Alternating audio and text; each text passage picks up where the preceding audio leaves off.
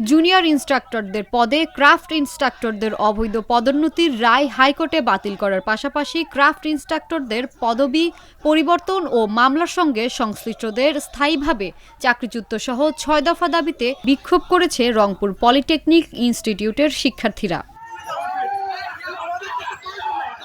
১৮ April শুক্রবার জুম্মার নামাজের পর ইনস্টিটিউটের ক্যাম্পাস থেকে কাফনের কাপড় পরে শিক্ষার্থীরা বিক্ষোভ মিছিল করে। মিছিলটি নগরীর প্রধান সড়ক প্রদক্ষিণ করে। পরে ক্যাম্পাস চত্বরে সমাবেশ করে শিক্ষার্থীরা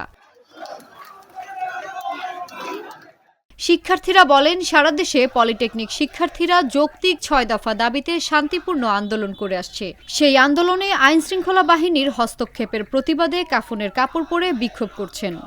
আমাদের জন্য কোনো ইউনিভার্সিটি ছিল না। পরবর্তীতে এই কাপড় বেঁধে যখন আমাদের ভাইরা যখন আন্দোলন করেন, পরবর্তীতে আন্দোলন হাসিল করে আমাদের জন্য শুধুমাত্র একটি ইউনিভার্সিটি সেখানে দেওয়া হয়, ডুয়েট প্রার্থনা থাকবেন। এবং তারই পরিপ্রেক্ষিতে আমরা সেই ধারাবাহিকতায় আমরা বুঝাতে চাই যে আমরা কখনো আন্দোলন থেকে পিছু পা হইনি। আমরা আমাদের দাবি রাজপথে থেকে আদায় করে নিতে জানি। তারই প্রতীক হিসেবে আজকে আমরা আমাদের এই কাপড়ের কাপড় পরে আমরা আন্দোলন নেমেছি। আমরা অনেকদিন থেকে আমাদের এই শান্তিপূর্ণ সমাবেশ সুসম্পন্ন করার ক্ষেত্রে আমরা রাস্তায় নেমেছিলাম।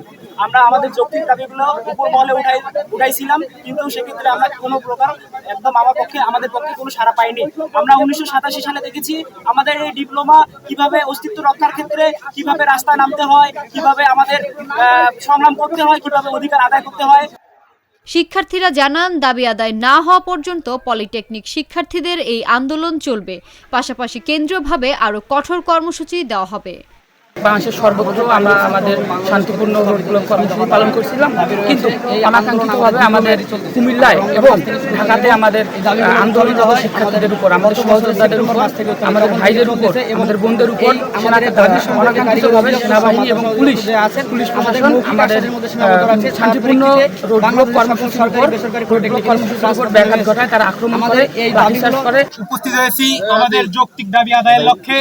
আপনারা জানেন যে অবৈধ যে ক্রাফট মামারা আছে তারা রাতারাতি অবৈধভাবে প্রমোশন পেয়ে জুনিয়র ইন্সট্রাক্টর পদে প্রমোটিত হয়েছে, কিন্তু তারা জুনিয়র ইন্সট্রাক্টর পদে যে প্রমোশিত হয়েছে তারা কিভাবে আমাদের ক্লাস নিবে, কারণ তারা তো জানে না জুনিয়র ইন্সট্রাক্টরের কাজ কি। আসলে তারা তো এসেছে এসএসসি পাস করে